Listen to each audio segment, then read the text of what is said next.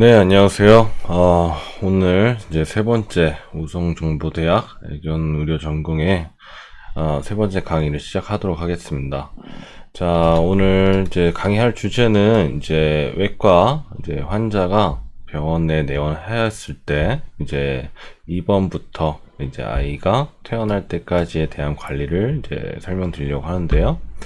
자, 모든 동물병원에서는 이제 일반적으로 이제 입원을 하게 되기 때문에 사실은 이제 입원을 했을 때 아이에 대해서 어떻게 정보 파악을 하고 그리고 차트 작성과 어떠한 질환에 대한 부분의 관리 부분이라든지 이제 퇴원할 때까지 어떻게 이 아이를 케어를 하는지에 대해서 알아보도록 하고, 특히나 이제 외과 환자가 이제 입원을 하게 되면 거기에 대한 준비와 정보들을 알아보도록 하는 시간으로 갖겠습니다. 자, 일단 외과 환자는 기본적으로 차트를 작성을 해야 하는데, 이제 수술 때문에 오게 된다면 기본적으로 병력 청취가 필요합니다. 왜 아파서 왔고 어떠한 수술을 받아야 되는지 그러한 문진을 통해서 아이에 대한 상태 체크를 해야 되는 거죠. 그래서 병력 청취 시에는 결국은 이제 문진을 통해 동물의 현재 상태와 과거 병력, 특히나 이 아이가 기왕력이라고 하는데 이전에 앓고 있었던 질환이 있는지, 혹시나 이제 당뇨 아니면 수술 이력, 혹시나도 현재 지금 약을 먹고 있는지에 대한 부분을 자세하게 확인하는 것이 중요합니다. 그리고 두 번째는 이제 아이가 내원하였을 때 이제 받게 된다면 기본적인 신체 검사가 가장 중요할 것으로 보여지고, 건강 상태나 신체 검사표 이러한 부분들도 다 병원마다 다 체킹이 될 수도 있고, 아니면 서류로 준비될 수도 있어요. 그래서 바이탈 사인이라 하는데, 우리가 보통 의대나 수의대 아니면 의학에 관련된 종사자들은 이 바이탈 사인이 가장 중요합니다. 이 바이탈 사인은 결국은 체중, 체온, 심박수, 호흡수, 혈압, 이게 가장 기본적인 모든 아이들에게 체크해야 되는 항목들이고요. 그리고 혹시나 수술 들어가기 전에 마취전, 엑스레이 검사와 또는 초음파 검사가 선택적으로 가능하고, 그 다음에 흉부 엑스레이 사진 같은 경우는 우리가 심장 크기라든지 폐 이상 여부를 파악하기 위해서 진행하고, 그리고 수술 들어갈 때는 보통 호흡 마취를 진행하는 병원에서는 이제 우리가 기도 사이즈를 체킹을 해서 이제 삽관 튜브를 사이징을 체크할 수 있다고 보시면 될 것 같습니다. 그 밖에 이제 요검사나 비뇨기계 이상이 있는 경우, 그리고 내분비, 혹시 호르몬, 당뇨, 쿠싱 이러한 호르몬 질환을 가지고 있는지 전신 상태를 대체적으로 파악을 해야 합니다. 자, 보호자분에게 일단은 수술을 만약에 진행하게 된다면 요새는 예전에는 그러지 않았지만 요새는 꼭 마취 동의서를 작성해야 합니다. 왜냐하면 우리가 모든 마취는 세상에서 가장 100% 안전한 마취는 없다고 보시면 될 것 같습니다.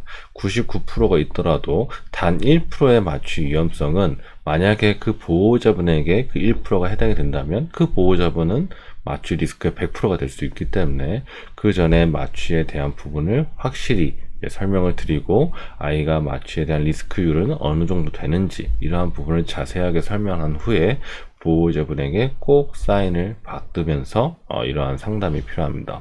그래서 수술 전에는 보호자분에게 반드시 12시간 동안의 금식을 필요로 하고, 그 다음에 어린 아이 같은 경우는 체구가 작기 때문에 12시간 금식을 하면 탈수가 유발되어 문제가 될 수 있기 때문에 6시간 정도 절식이 필요합니다. 이렇게 절식을 해야 되는 이유는 결국은 아이가 수술 시에 위장관에 안에 이제 음식물이 있다면 수술 중에 구토로 인해서 그 구토물이 기도로 넘어가게 된다면 이제 오연성 폐렴을 야기하기 때문에 위험한 상태로 진행될 수 있다는 거죠. 자, 수술 동의서 작성하실 때는 보통 예약 시간에 수술을 위해 내원하는 환자는 접수부터 시작해서 등록을 하고, 그리고 이제 동물의 병력, 예방접종 여부, 특이사항들을 보호자분과 직접 대면하여서 여쭤보는 것이 좋습니다. 마취 전에 동물의 정확한 상태 파악을 위해서 마취 전 검사가 가장 중요합니다. 그런 게 있죠. 우리가 보통 수술을 하면 보호자분들께서 꼭 마취 전 검사를 해야 되느냐, 우리가 여기서 마취 전 검사는 가장 기본적인 혈액 검사, 그 다음에 흉부 엑스레이, 또는 초음파 검사가 필요합니다. 이거는 선택사항이 아니라고 생각하셔야 됩니다. 반드시 마취를 하는 모든 환자들에게는 맞춤형 검사는 가장 필수적이고 안전성을 확보하기 위해 또한 우리가 수술 전에 어떠한 변수들을 미리 예측할 수 있는 정보들을 내가 얻을 수 있어서 보호자분에게는 이거는 선택사항이 아닌 필수라고 알고 계셔야 됩니다. 그래서 설명을 할 때도 우리가 모든 마취되는 동물들은 항상 어떠한 변수가 나타나는 수도 있는 상황이기 때문에 거기에 대한 대비도 어떠한 객관적인 검사 데이터가 필요하다는 거죠. 자, 여기서 우리가 바이탈 체크하는 표를 실제적으로 병원에서 사용하는 건데요.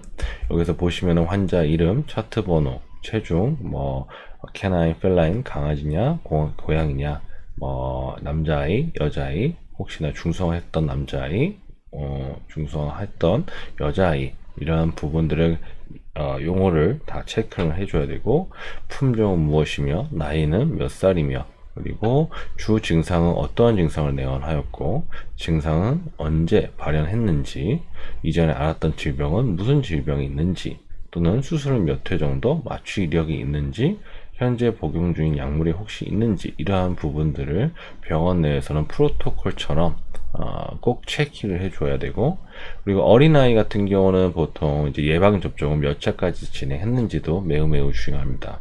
그래서 어린아이들 같은 경우도 부득이하게 수술에 들어갔을 때 만약에 접종 이력이 없다면 결국은 병원 내에는 전염될 수 있는 질환들의 집합체죠. 그래서 다른 아이들이 어떠한 질환이 있다거나 전염성이 있다면 우리는 그걸 예측하지 못한 사이에 접종하지 않는 아이가 혹시나 접촉이 된다거나 아니면 다른 분비물로 인해서 이제 전염이 됐을 때 우리가 원치 않는 이제 전염성 질환이 발생하게 되죠.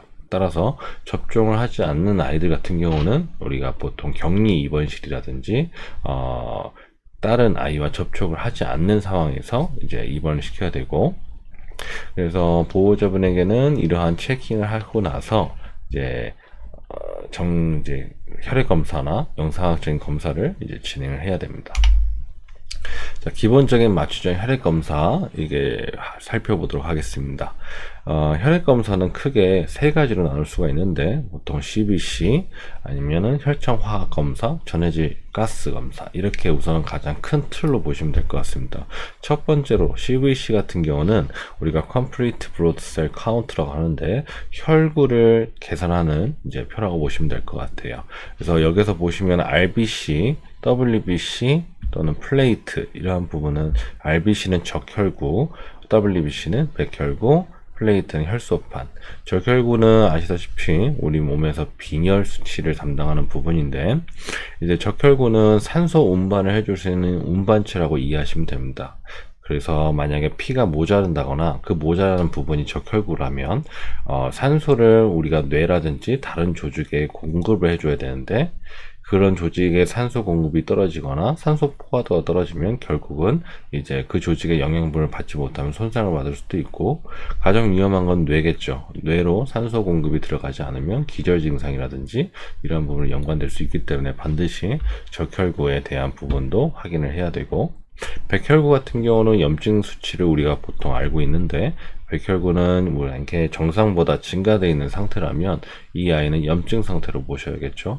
그래서 내가 지금 몸에 어떤 바이러스나 박테리아, 세균 감염이 있다면 몸에 어디가 통증이 있거나 염증 반응이 있을 때 이 WBC라는 수치를 체크를 해서 항생제 투여의 필요성을 알 수 있을 것 같습니다.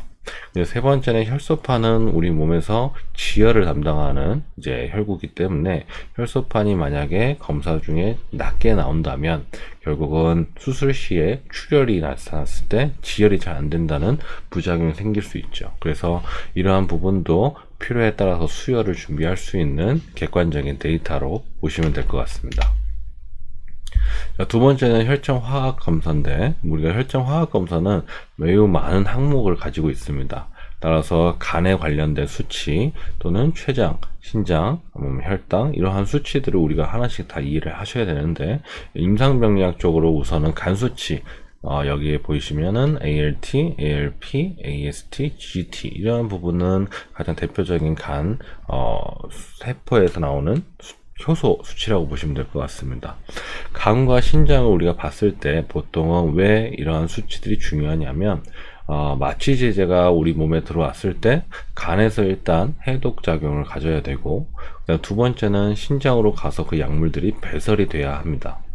만약 간 수치가 문제가 됐을 때 간이 안 좋거나 그러면 마취제가 들어갔을 때 해독을 하지 못하기 때문에 마취제는 계속 저류가 되면서 마취가 깨지 않는 상황이 생길 수 있고, 더불어서 신장 수치도 만약에 신부전 환자라든지 신장이 수치가 높았을 때는 배설을 하지 못하니까 마취제가 계속 몸에서 떠돌아다니기 때문에 깨지 못하는, 혹시나 마취 사고가 일어날 수 있다고 보시면 될 것 같아요. 기타 다른 거는 췌장 수치나 총 단백질, 혈당, 콜레스테롤, 알부민 이러한 부분들도 다 각기 장기에 담당하는 기능적인 지표다 보니까 이러한 문제가 있을 때는 우리가 수술 전이라든지 아니면 입원 시에 거기에 맞춰서 질환에 대한 처치가 선행이 돼야 된다는 거죠. 차후에 나중에 기회가 된다면 이러한 혈액 검사의 각각의 수치에 대해서도 강론적으로 제가 설명드릴 테니 다음 강론 수업 때 각 질환마다 소개하는 질환에서는 이러한 수치들도 다시 한번 보게 될 것입니다. 자, 차트 작성을 하고 나서 검사 방법 중에 아까 말씀드렸던 가장 기본적인 신체 검사가 바이탈 사인이라고 하는데, 우선 체온, 심박, 호흡, CRT라는 크게 4가지의 항목을 먼저 살펴보도록 하겠습니다. 체온은 말 그대로 우리의 몸의 정상적인 체온을 체크하는 거죠. 이제 동물들 같은 경우는 대충 이제 37.5도에서 39.5도까지 정상 범위로 넓게 보시면 될 것 같은데, 보통 사람 같은 경우는 귀나 아니면 요새는 적외선으로 이제 체온을 체크할 수 있는 반면에 동물들은 직장 체온을 체크해야 합니다. 그래서 직장에 체온 기계를 이용하여 젤을 바르게 되고 항문에 부드럽게 이제 넣어놓고, 그 다음에 가장 중요한 건 뭐냐면 키포인트는 항문에 직접적으로 넣었을 때 수직을 넣는 것이 아니고 그대로 넣어서 약간 비틀어 주시는 겁니다. 왜냐하면 직장 내 체온을 체크해야 되기 때문에 만약에 아이가 배변을 보지 않는 상태에서 변이 있는 상태에서 만약 체온계가 들어가게 된다면 그 변에 대한 체온이 체크가 되기 때문에 정확하지 않을 수 있습니다. 그래서 항문으로 지그시 넣은 상태에서 살짝 비틀어서 우리가 대장 벽을 이제 맞닿을 수 있게 체크하는 것이 중요하고요. 만약에 체온이 높다면, 예를 들어서 40도가 높다 하면은 고열이라고 보시면 될 것 같은데, 이제 고열에 대해서 우리가 판단을 해서 체온을 낮출 수 있는 부분을 찾아봐야 되고, 체온이 만약에 낮다면 저체온증이라고 보시면 될 것 같은데, 이거는 대부분 쇼크라든지 우리 안에 몸에서 항상성이라고 하죠. 정상 체온을 유지하기 위한 각 장기마다의 문제점이 이제 발생이 돼서 그것이 유지할 수 없기 때문에 체온이 낮게 됩니다. 자, 심박 같은 경우는 보통 우리가 이쪽 왼쪽 갈비뼈 3, 4번이나 아니면은 우측 갈비뼈 3, 4번 이런 부분들을 청진을 통해서 횟수를 이제 계산하게 되는데, 이제 보통은 분당 심박수를 체크하게 되는 거죠. 그래서 10이나 15초 정도 청진 후에 이렇게 횟수를 이제 체크하고, 근데 60초라고 생각하시면 되니까 10초에 몇 번 뛰었는지 이제 체크를 한 다음에 곱하기 6을 하면 되겠죠. 아니면 이제 그 횟수에서 계속적으로 60초 동안 계속 체크하는 것도 되게 나쁘지 않을 것 같아요. 왜냐하면 각각의 동물들도 부정맥이 있다 보니까 일정한 리듬을 뛸 수도 있겠지만 일정하지 않는 리듬에서는 카운팅 할 때는 정확하게 분당 몇 번 뛰는지 내가 시계를 같이 보면서 체크하는 것이 중요합니다. 그리고 호흡수 같은 경우는 보통 아이가 가장 편안한 상태에서 체킹을 해야 되는데, 일반적으로 입원실에 잠깐 넣어놓고 최대한 안정된 상태에서 흉벽이 팽창됐다가 다시 호기, 우리가 흡기와 호기를 보는데, 흡기, 호기가 한번 진행될 때 우리가 1회라고 보시면 될 것 같습니다. 그래서 간혹가다 병원에 내원하는 환자들은 흥분을 한 상태로 오기 때문에 과호흡을 할 수도 있어서 그 호흡수 체크할 때는 안정된 상태에서 이제 체크하는 것이 중요할 것 같고, 그리고 CRT라는 부분은 무엇이냐면 우리가 모세혈관 충만 시간이라고 생각하시면 되는데, 이 뜻은 우리가 강아지나 고양이의 잇몸을 이렇게 들쳐서 잇몸에 있는 부분을 내가 손을 지그시 누른 다음에 손을 뗐을 때 2초 이내로 다시 핑크색으로 돌아와야 되는 겁니다. 이 뜻은 뭐냐면 우리가 혈류가 이제 잘 순환이 되고 있는지에 대한 간접적인 검사인데, 이렇게 눌렀는데 만약에 2초 이상, 예를 들어서 2초 이상 얘가 다시 핑크색으로 돌아오지 않는다는 거는 몸에 이제 혈류가 저혈량이라고 해서 잘 돌지 않는다는 거죠. 그래서 그런 부분들을 이제 간접적으로 체크가 되면 이 아이에게 수액 처치라든지 아니면 혹시나 빈혈이 너무 심해서 저혈량, 피가 모자라서 그런 건지 체킹을 해봐야 되는 거죠. 그 다음에 또 중요한 거는 역시나 혈압이죠. 우리가 혈압 같은 경우는 심장에서 펌핑을 했을 때 그 혈액들이 말초 혈액까지, 그냥 발끝까지 내 심장과 멀리 있는 장기까지 잘 도달하는지에 대한 부분을 이제 확인하는 건데, 혈압 같은 경우는 우리가 고혈압이 있고 저혈압이 있기 때문에 정확한 혈압 수치를 내가 파악을 한 다음에 고혈압일 때는 그 고혈압의 원인을 이제 찾아내야 하고, 고혈압일 때 거기에 맞춰서 어떤 약물을 써야 되고, 저혈압일 때는 또 어떠한 승합제라고 그러죠. 혈압약을 이제 투약을 해서 승합을 시켜야 되는 약물을 써야 될지, 이러한 기준점을 확인할 수 있습니다. 그래서 동물들 같은 경우는 다리에 맞는 적당한 사이즈의 커프를 사용하는데, 일반적으로는 동물들은 앞다리에 전완근 쪽에 이제 커프를 달고 그거를 지그시 바람을 넣게 되면 도플러라는 이제 혈압 측정 초음파 측정기가 있는데, 발바닥 끝에 여기에 있는 박동을 내가 느끼면서 확인을 하게 됩니다. 그래서 도플러 혈압 방식이 있고 전자식이 있는데, 가장 정확도가 높은 거는 도플러 방식입니다. 도플러는 아까도 말씀드린 것처럼 우리가 보통 이제 초음파 이렇게 확장기라고 그러죠. 이게 딱 되면은 소리가 들려요. 그래서 커프를 압박하기 이전에 이쪽으로 먼저 맥박이 뛰는 소리를 내가 듣고, 그런 후에 바람을 넣어서 최대한 압박하게 되면 이쪽에 지열로 인해서 맥박이 뛰지 않을 때, 그리고 나중에 삐지 않을 때는 결국 바람을 조금씩 풀면서 내가 어느 정도의 압력이 됐을 때 소리가 들리는지 체크하는 것이 도플러 혈압계입니다. 그래서 도플러 혈압계를 이제 커프 제품들이 이렇게 나눠져 있고, 이제 센서에 초음파 젤을 적당하게 돋보 후에 발바닥의 안쪽 폐인 부분을 이제 뛰는 혈관을 찾는 거죠. 그래서 너무 세게 누르면 결국은 혈관을 눌리기 때문에 맥박을 느낄 수 없고, 약간 적당한 압력으로 이제 측정을 해야 됩니다. 그래서 보통 혈압을 체크할 때 한 번 체크하는 것이 아니고 3에서 4회 정도 체크해서 거기에 오차 범위를 평균을 내서 우리가 체크하게 되는 거죠. 우리가 보통은 이렇게 도플러라든지 이런 혈압을 체크할 때는 수축기 혈압입니다. 결국은 수축을 딱 했을 때 어느 정도의 압력으로 바깥으로 뻗어나가는지에 대한 혈압이기 때문에 이완기 혈압이 아니고 수축기 혈압으로 체크한다는 거죠. 자, 여기에서 제가 유튜브 영상을 하나 보여드리도록 하겠습니다.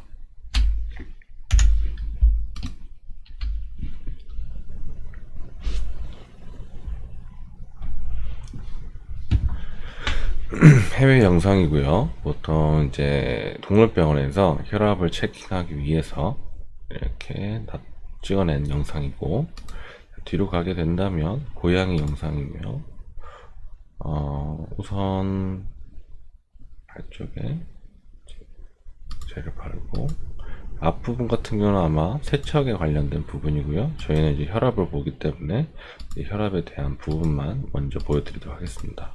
자, 여기서 보시는 것 같이 앞에 전완근 쪽에 커프를 이제 감싸게 된 다음에 이 여기에 있는 리드줄 같은 경우를 우리가 바람을 넣을 수 있는 이러한 커프 기계를 연결하게 됩니다. 그리고 검사자는 이제 귀에 이어폰을 이제 끼일 수도 있고, 아니면 이 자체 기계에 스피커가 있으면 이 스피커에서 소리를 드물면서 확인을 하고, 여기서 보시는 것 같이 앞 발바닥에 가장 패인 부분에 이렇게 넣게 된다면 이제 검사자의 귀로 맥박이 들리게 되는 거죠. 그래서 보정자는 최대한 동물들이 안정적인 상태에서 진행될 수 있도록 옆에서 보조적으로 도와주고, 커프에 압력을 넣게 되면 이 압력의 바늘이 이제 일정 바늘 올라갔을 때 소리가 들리지 않게 된다면 천천히 바람을 빼주면 결국은 바늘이 내려왔을 때 거기서 들리는 첫 번째 소리가 이 아이의 수축 혈압이라고 보시면 될 것 같습니다. 그래서 이런 식으로 반복적으로 3에서 4회 정도 압력을 넣어서 그 다음에 여기에 있는 빨간 버튼, 이 버튼을 지그시 눌러준다면 이 커프가 압력이 빠지게 되는 거죠.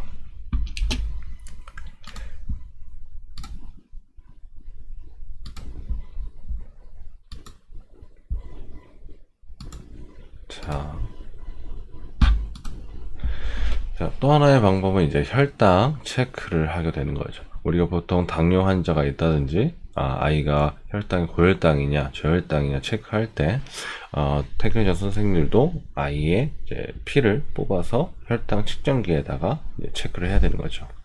보통 이제 바늘로 이용을 해서 귀 끝이나 발바닥 패드를 살짝 찔러서 한 방울만 필요하기 때문에 혈당 측정기에다가 이제 한 방울을 떨어뜨려서 체크하게 되는 거고요. 그래서 기계마다 혈당을 측정하는 측정 종이가 있어요. 측정지를 거기에 꽂아 놓고 그리고 그 위에 한 방울 떨어뜨리면 한 10초 후에 이제 혈당이 이제 체크가 되는 거고, 이전에는 이제 발톱을 잘라서 거기에 나오는 혈액 방울을 이제 혈당 측정지에 놓았지만 요새는 그러한 부분이 조금 학대적인 부분이 있기 때문에 보호자분 컴플레인도 심한 관계로 요새는 그렇게 진행하지 않습니다. 그래서 혈관에 직접 1cc 정도 주사기를 이용해서 약 한 0.1mm 이 정도 살짝 뽑아서 바로 체크하게 되는 거고, 혈관에 이제 체크를 했을 때 너무 큰 주사기는 또 많은 피를 뽑을 필요가 없으니까 이제 인슐린 주사기, 가장 얇은 주사기 바늘로도 이용할 수가 있습니다. 그래서 혈당 같은 경우는 수술 전에도 매우 중요한데, 저혈당일 경우에는 만약에 혈당 수치가 15, 20 정도면은 급격하게 이제 저혈당이 나타나고, 그러면 아이는 결국은 저혈당성 발작이 일어날 수가 있습니다. 그래서 그게 만약에 방치되는 경우에는 결국은 폐사까지도 일어날 수도 있고 빠른 처치가 필요하기 때문에 우리가 바이탈 체크 이후에 혈당 체크도 매우 중요하며 거기에 맞춰서 바로바로 처치가 필요합니다. 예를 들어서 혈당이 오히려 더 높다거나 400대, 500대가 높다면 보통 고혈당이라고 하죠. 고혈당 같은 경우는 대표적으로 당뇨병이겠죠. 만약에 고혈당이 확인이 됐다 하면 결국은 이제 배뇨, 이제 오줌에서 혈당이 나오는지 요 검사가 또 필요하겠죠. 여기서 또 참고해야 될 게 하나가 뭐냐면, 우리가 보통 고양이가 병원에 내원하였을 때 고양이는 스트레스에 매우 민감하기 때문에 만약에 아이를 보정을 하거나 피검사를 하게 된다면 일시적으로 혈당이 높게 나타나는 경우가 있어요. 대신 그 혈당이 높아지는 부분이 4배, 5배 높아지는 건 아니고 미약하게 높아지는 부분을 유지하게 된다는 것은 정상적으로 아이가 스트레스 호르몬 때문에 이제 혈당이 높아질 수 있다는 것을 생각하시면 될 것 같습니다. 자, 그리고 우리 아이 같은 경우는 이제 심장에 관련돼서 또 검사를 또 필요하는 부분이 필요한데요. 그래서 심전도라는 부분을 검사를 해야 합니다. 보통 심전도는 뭘 뜻하는 거냐면 심장의 박동을 우리가 파형으로 확인할 수 있는 거죠. 그래서 그 파형으로 인해서 부정맥이 있느냐, 심장이 빨리 뛰느냐, 아니면 심장이 늦게 뛰느냐, 아니 심장이 잘 안 뛰느냐, 이러한 부분을 우리가 그래프, 이제 파형을 통해서 진단을 할 수 있게 되는 거죠.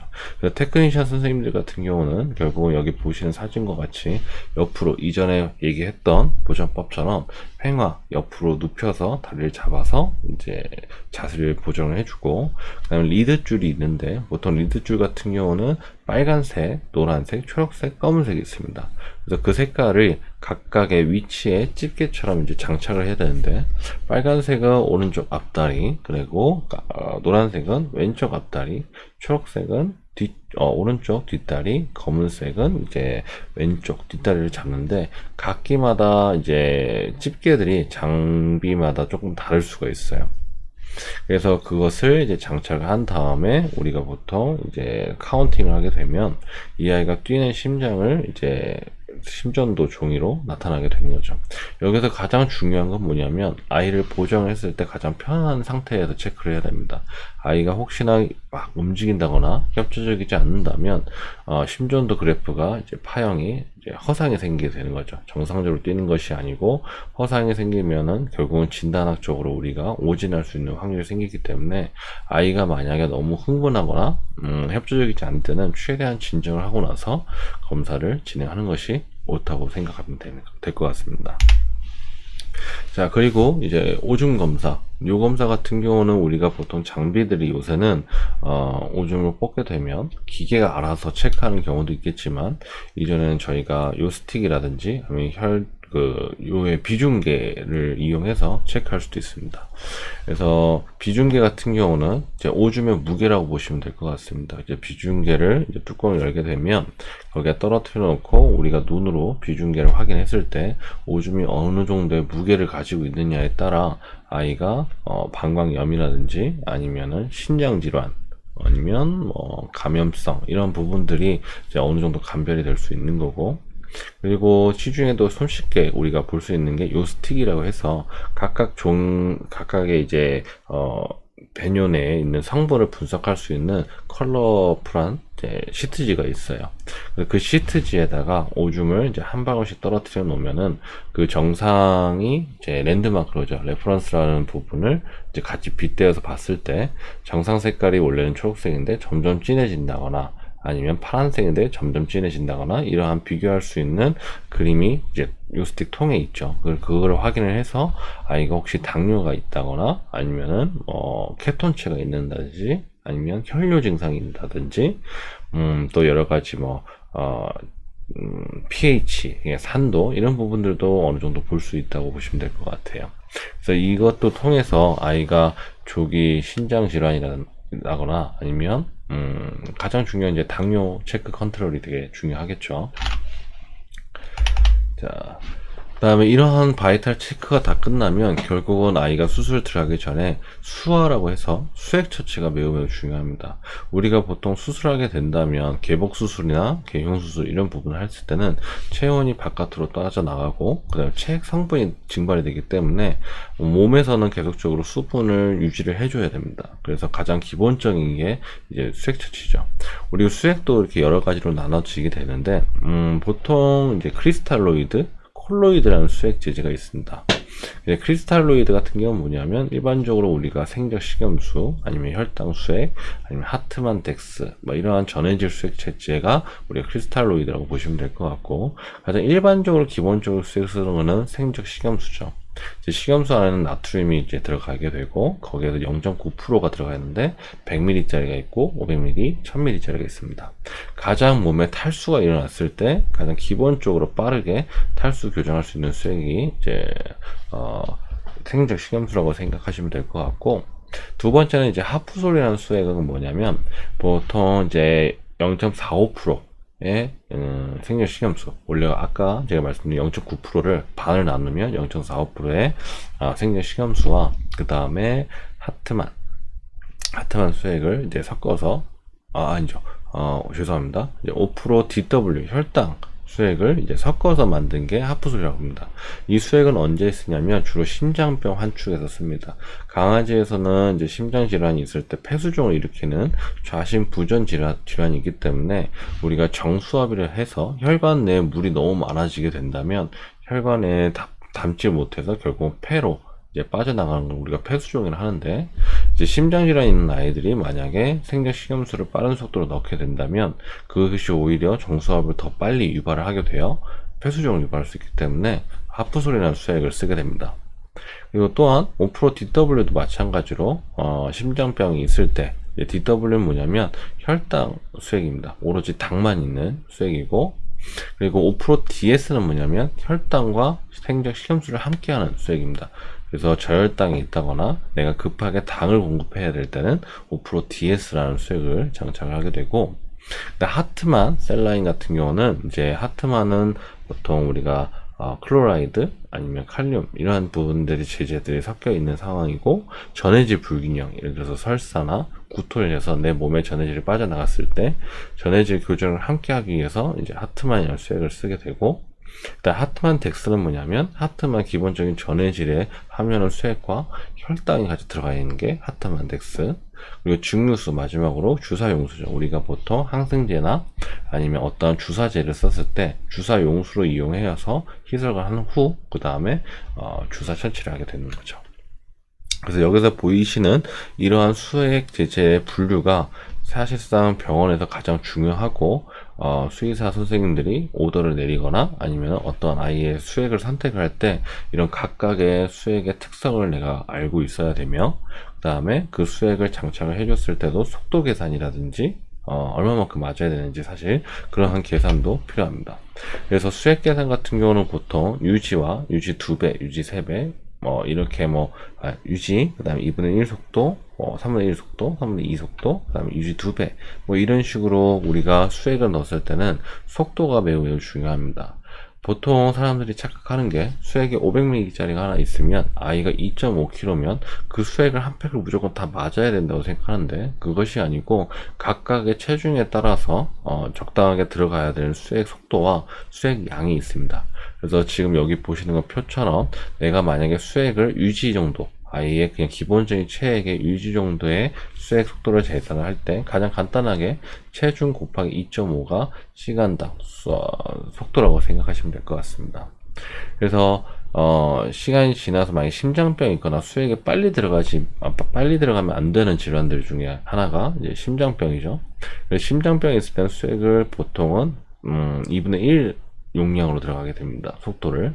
그래서 천천히 속도 계산하기 때문에 기본적인 유지 용량에 나누기 2, 만약에 더 느리게 들어가야 된다 나누기 3, 이런 식으로 들어가게 되고, 빠르게 아이의 탈수 교정을 해야 된다 했을 때는 기본적으로 우리가 유지 용량에서 2배 정도 기본적으로 먼저 들어가게 됩니다. 또 아이의 탈수 상태에 따라서 또는 쇼크 증상에 또 따라서 수액 속도를 더 많이 늘릴 수도 있고, 그거는 아이들의 질환에 따라서 케이스 바이 케이스로 따라 이제 수액 속도를 늘릴 수도 있습니다. 그리고 기본적으로 이제 또 이번 수액 처치 끝나게 되면 우리가 각각의 아이의 수술 전에 이제 항생제 처치가 필요합니다. 그래서 항생제마다 역가라는 게 있는데, 그래서 1ml당 몇 g이 들어가 있는지 또는 몇 mg 들어가 있는지 이러한 양을 표시하는 각각의 양의 표가 있습니다.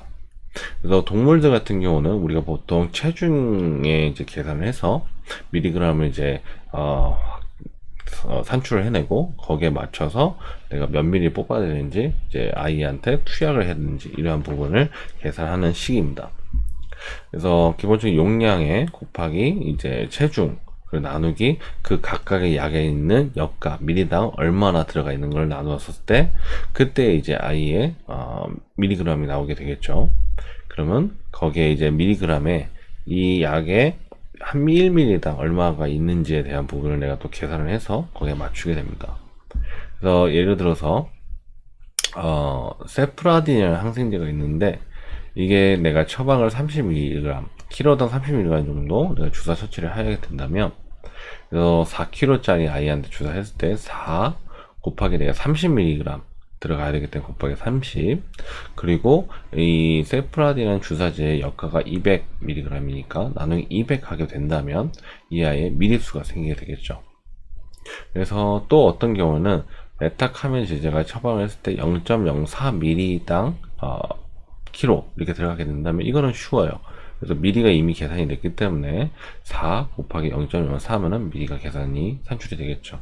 차후에 저희가 만약에 수업 시간을 만나게 된다면 각각의 강론을 설명을 했을 때 이러한 계산식을 다시 한번 설명해 드리도록 하겠습니다. 자, 그 다음에 수액과 어떠한 수액을 선택과 그 다음에 항생제 약물을 다 준비가 된다면 이제는 아이한테 장착을 해야겠죠. 수액 연결하는 부분을 설명해 드리도록 하겠습니다. 수액 세트에는 조절 롤러가 있습니다. 롤러 같은 경우는 우리가 보통 일반적인 수액할 때 인퓨전 펌프라는 기계가 이제 알아서 해주는 경우도 있지만, 예전에는 그냥 롤러를 해서 몇 방울씩 떨어지는지를 체크를 해서 계산하는 경우도 있습니다. 오늘은 저희가 이제 이러한 수액 장착에 대한 필요한 이제 물품들을 소개해 드리도록 하겠습니다. 자, 유튜브 영상을 한번 참고해 보도록 하고, 지금부터 자, 이거는 사람에서 소방대원 같네요. 소방대원이 기본적인 수액 장착하는 부분을 설명하는 영상이고, 뒤에서 보게 되면 여기에 지금 보시면 두 개가 꼭지가 있겠죠. 그래서 우리가 보통 수액을 장착하는 이제 물품을 이제 꽂을 때는 여기 가장 큰 구멍에 꽂고, 여기 작은 부분은 우리가 첨가제라 그러죠. 여기에다 영양제라든지 비타민, 타우린 이러한 부분을 내가 섞어야 될 때는 이쪽에 주사를 꽂게 되는 거죠. 여기에서 이제 수액이 나가게 그러니까 우리가 라인이라고 하는데, 이런 라인 연결을 할 때 이걸 개봉을 지금 보시면 이렇게 수액줄이 보이게 되죠. 이게 롤러라고 하고, 이 롤러가 당기면 당겨질수록 이게 잠기게 되는 거죠. 여기서 이제 수액이 들어가지 않는 거고, 이걸 풀게 되면 이제 수액줄이 들어가게 됩니다. 그래서 보시는 영상과 같이 큰 구멍에다가 이제 꽂게 되고, 자, 여기서 수액을 꽂았을 때 가장 중요한 건 뭐냐면, 이 수액줄에는 공기가 없어야 합니다. 그래서 먼저 잠가 놓은 상태에서 이러한 수액 부분을 조금 물을 채워 놓고, 그러고 나서 여기서 이제 플러싱을 해야 됩니다. 그래서 수액의 롤러를 이렇게 다 풀어준 다음에 여기서 떨어지는 수액의 이제 통로에 공기를 다 밀어내야 되는 거죠. 여기 보시면 이러한 공기방울이 보이게 되죠. 우리가 보통 환자들에게 이러한 공기가 만약에 급격하게 혈관으로 들어간다면 혈전을 유발하기 때문에 폐사할 수가 있어요. 그래서 보통 이제 수액을 장착하기 전에 이 작업을 매우 신중하게 봐야 되고, 꼭 이제 공기가 다 빠져나간 상태에서 아이에게 장착을 해야 합니다. 보시면은 이런 식으로 롤러를 계속 틀어놓은 상태에서 공기가 나가는 걸 확인을 해야 되고, 공기가 쭉 나가는 걸 지금 보시게 되면 이렇게 외부로 나가게 되죠.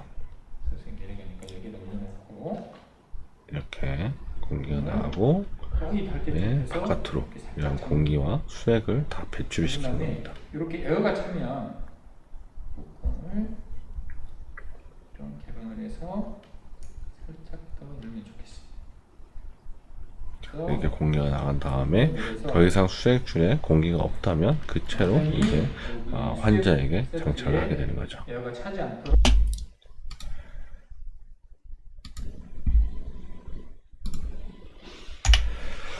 자, 수액을 장착한 다음에 이제 가장 병원에 이제 가시게 되면은 우리가 약 조제실이나 주사 지지실이 있습니다.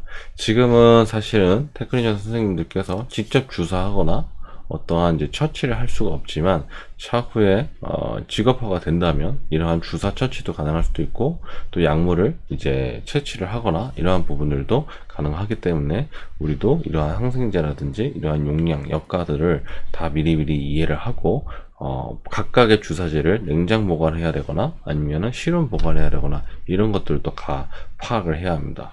그래서 가장 흔히 쓰이는 거는 우리가 항생제인데, 이제 암피실린, 세프로탁신, 세프라딘, 엔노프로사신, 파워티딘, 메로페넴, 메트로니다졸 이러한 부분들이 다 각각의 용량과 단위에 있고, 그 다음에 역가도 있고, 그 다음에 투여, 경로, 이제 정맥 주사냐, IV 또는 피하 주사냐 이러한 부분들도 다 각기 약마다 설명에 나와 있기 때문에, 나중에 차후에 혹시 병원에 근무하게 된다면 각각의 이제 약 조제의 뒷면을 보면서 이게 어떻게 사용되는 거고 어떻게 투약을 해야 되는지 정확하게 알고 있어야 됩니다.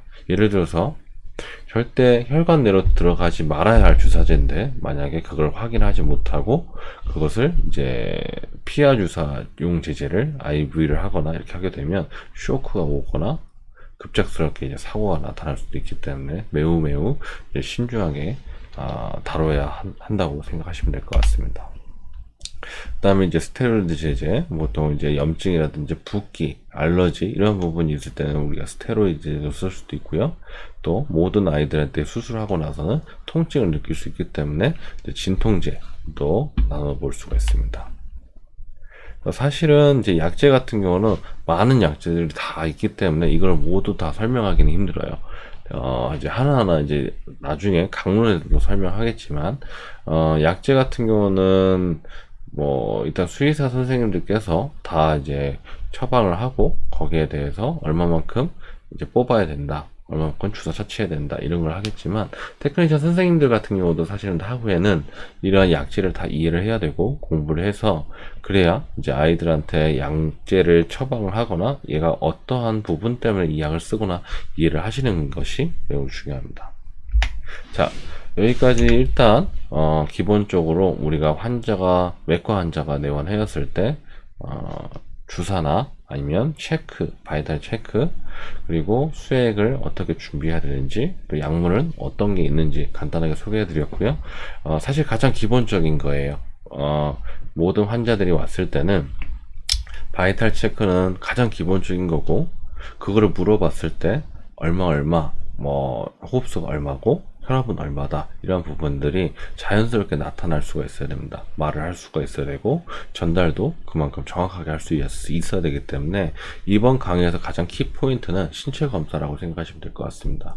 그래서 체온을 어떻게 재야 되고, 혈압은 어떻게 체크를 해야 되고, 호흡수는 어떻게 바라보고 내가 체크해야 되는지, 각각의 이제 종이나 아니면 요새는 뭐 아이패드 같은 것이 있기 때문에 그 각각의 환자의 정보를 다 입력하는 것이 중요할 것으로 보여집니다.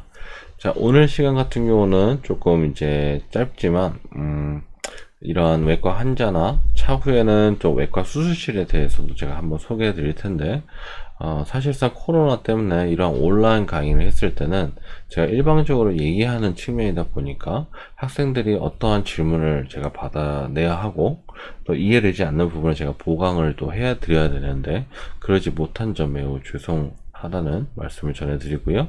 차후에 혹시나 코로나가 조금 잠잠해지거나 이제 학교에서 대면 강의가 된다면 내가 이해하지 못했던 부분들도 질문해 주시면 제가 다시 한번 설명해 드리도록 하겠습니다. 자, 오늘 이제 우성정보대 세 번째 강의를 여기까지 마치도록 하겠습니다. 감사합니다.